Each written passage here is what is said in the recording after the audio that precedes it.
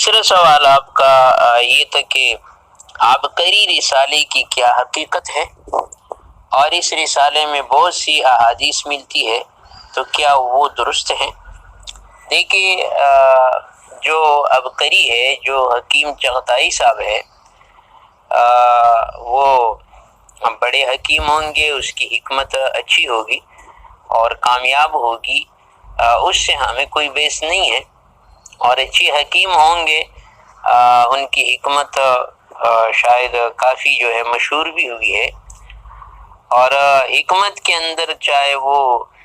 کسی کو جو بھی دوائی دے یا اس کی حکمت لوگوں کے ہاں سراہا جائے، اس سے ہمیں کوئی بیس نہیں ہے۔ لیکن جو حکیم صاحب کے رسالوں میں جو احادیث دیے جاتے ہیں، لکھے جاتے ہیں، تو اس میں اکثر و بیشتر جو روایات حدیث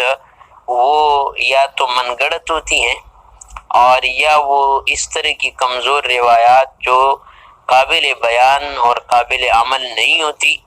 یا وہ روایات انہوں نے روافض اور شیعوں کی کتابوں سے لے کر یہاں پر ان رسالوں میں دے کر لوگوں کو گمراہ کرنے کی کوشش کی جاتی ہے۔ مثلا ایک روایت جو انہوں نے پیش کی ہے کہ سفید مرغہ اگر کسی کے گھر میں ہو تو غالباً کہ اس سے ان کے گھر میں جادو کا اثر نہیں ہوگا، یا اس طرح کی جس گھر میں بکری ہو تو اس سے جادو کا اثر نہیں ہوگا، یا اس طرح کی عجیب غریب قسم کی باتیں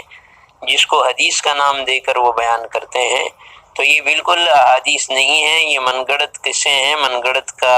چیزیں ہیں اور جھوٹ ہیں۔ تو اسی لیے لوگوں کو یہ آگاہی رکھنی چاہیے کہ ہمیں کسی کی